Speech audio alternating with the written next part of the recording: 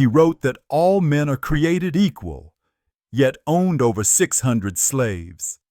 He championed liberty, yet lived in contradiction. This is the story of Thomas Jefferson, a founding father whose words inspired a nation, while his actions betrayed its highest ideals. Thomas Jefferson was born in 1743 on a Virginia plantation. His family was rich, his land vast, and his life shaped by privilege. He grew up among slaves, but also among books, in a world where wealth and wisdom could coexist uneasily. Jefferson mastered Latin, Greek, and French. But it was the Enlightenment, the bold ideas of reason, liberty, and science that truly shaped him. Locke, Newton, Rousseau. They lit a fire in him. One day he would use their words to ignite a revolution. As a young lawyer, Jefferson didn't just defend clients, he challenged empires. His early writings questioned the authority of the British crown. He argued that Americans were not subjects, but citizens. It was a dangerous idea, and it was just the beginning. In 1776, Jefferson was tasked with writing a declaration for the ages. He poured his beliefs into ink, but his original draft included a fierce condemnation of slavery. Congress removed it. The revolution would go on, but not all would be free. Jefferson's home, Monticello, was a masterpiece of architecture and a monument to slavery. He built a legacy on the backs of enslaved men and women. He called slavery a moral evil, but never freed most of those he held in chains. History whispers of Sally Hemings, an enslaved woman and likely the mother of 6 of Jefferson's children. She was never his wife, never free. Yet her life was bound to his, in silence and shadow, a hidden family at the heart of a founding myth. In Paris, Jefferson embraced new freedoms: art, science, wine, and revolution. He watched the French Revolution unfold and dreamed of global liberty. But even as he toasted equality abroad, slavery still flourished back home at Monticello. Jefferson shaking hands over map of Louisiana Territory, map spread across oak table, early 1800s attire, American and French flags behind, candlelit setting, V6 AR-16-9. Jefferson retired to Monticello, founding the University of Virginia and reflecting on a life of greatness and contradiction. He died on July 4th, 1826, the 50th anniversary of his declaration. His words lived on, but so did his shadows. Was Jefferson a visionary who laid the foundation of freedom, or a hypocrite who built liberty on slavery? Perhaps he was both. His story is not perfect, but neither is the nation he helped create. Jefferson feared tyranny. Hamilton feared chaos. Their visions for America clashed violently. One championed farmers and states, the other banks and federal power. From their feud, modern American politics was born, and so was deep division. Alarmed by federal overreach, Jefferson secretly authored the Kentucky Resolutions, a radical document declaring that states could reject unconstitutional laws. It was rebellion in ink, wrapped in the language of liberty. Some Americans feared a return to monarchy. Rumors swirled that a son of King George III might be offered a throne in the U.S. Jefferson was horrified. The revolution, he warned, was not over yet. Some Americans feared a return to monarchy.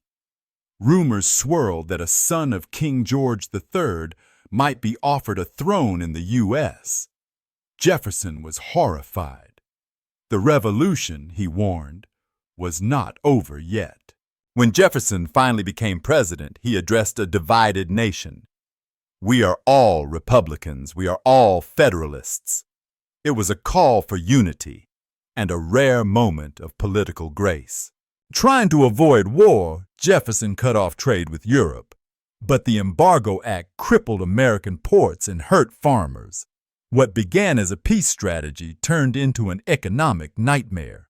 Jefferson's vice president, Aaron Burr, killed Hamilton in a duel, then allegedly plotted to create his own empire in the West.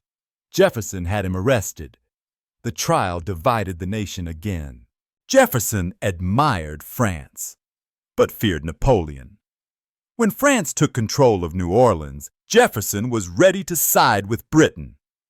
His ideals bowed to realpolitik. Liberty had to survive, even if alliances changed. The Louisiana Purchase doubled America's size, but no one really knew what lay west. Jefferson sent Lewis and Clark to find out. A new frontier, full of promise and peril. Near the end, Jefferson said he wanted 3 things on his tomb: author of the Declaration, founder of the University of Virginia, and father of religious freedom. Not president. Ideas mattered more. Ideas. In 1826, Jefferson was invited to speak at the 50th anniversary of American independence. Too ill to attend, he wrote a final letter, praising liberty as the light of the world. It would be one of his last acts. On July 4, 1826, exactly 50 years after the Declaration, Jefferson died. Hours later, so did John Adams. 2 founders, 2 rivals, departing together. Adams's last words: Thomas Jefferson survives. He didn't know. Jefferson had already passed. Jefferson designed his own gravestone. It said nothing of being president.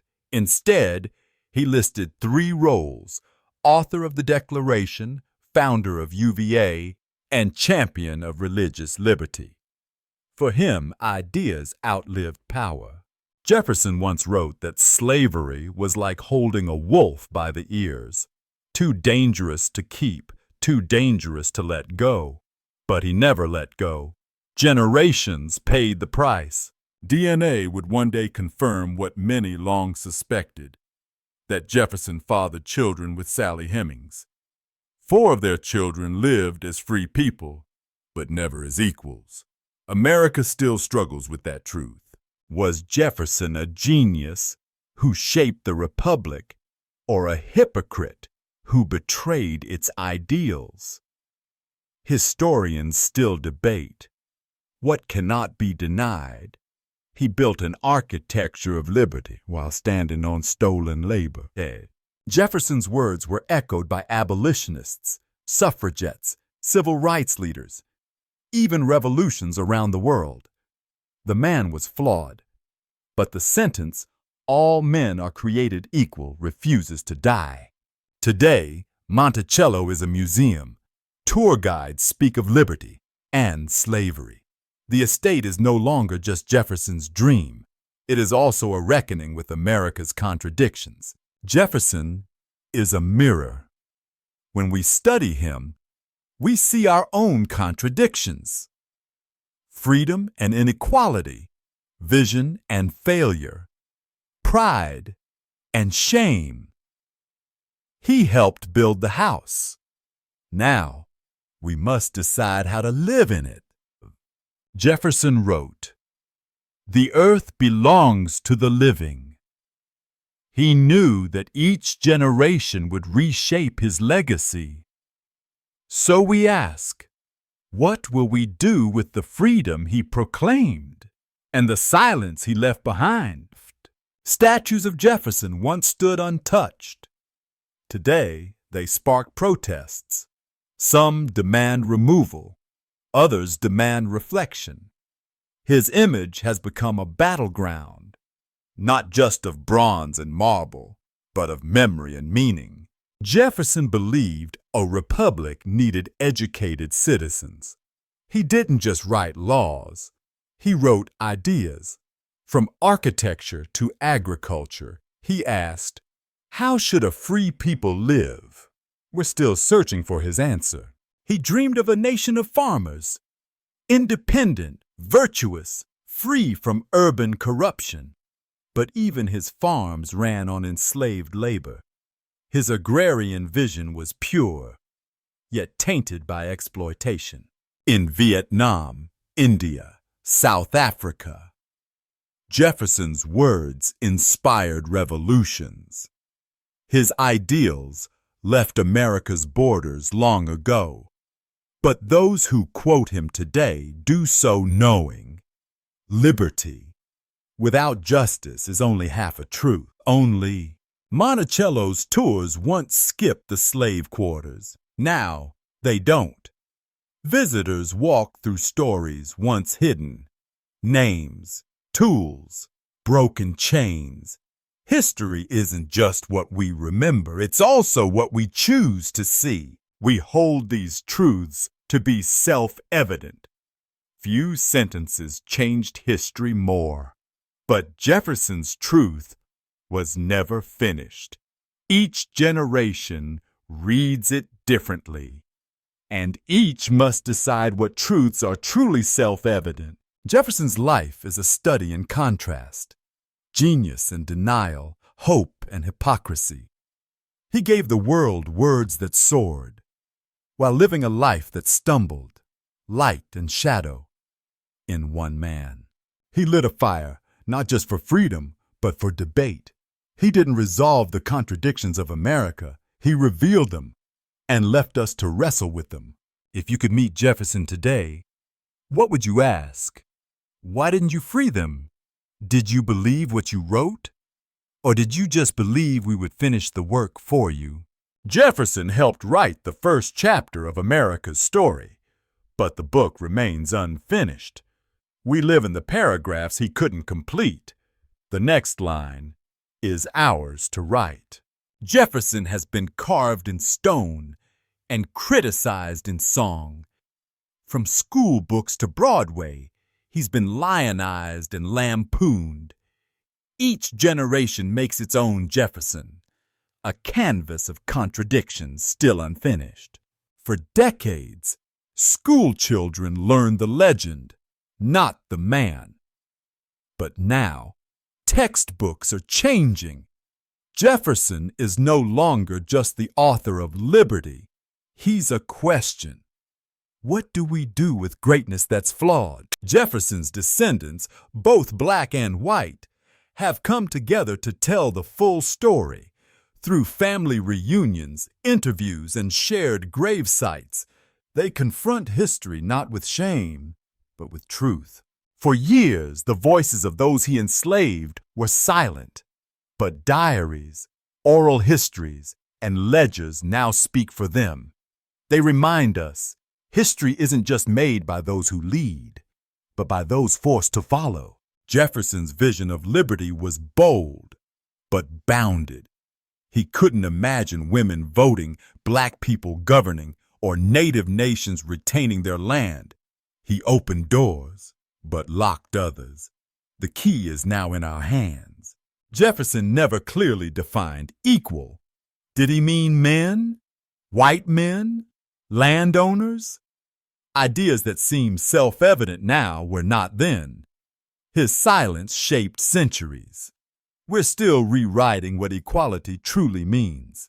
Jefferson owned a compass to navigate new lands. He also owned chains to bind human lives. His dual legacy is America's, charting freedom while dragging injustice. The question is, which path do we follow? His mind was his temple.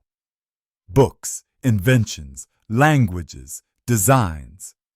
Jefferson's intellect was vast.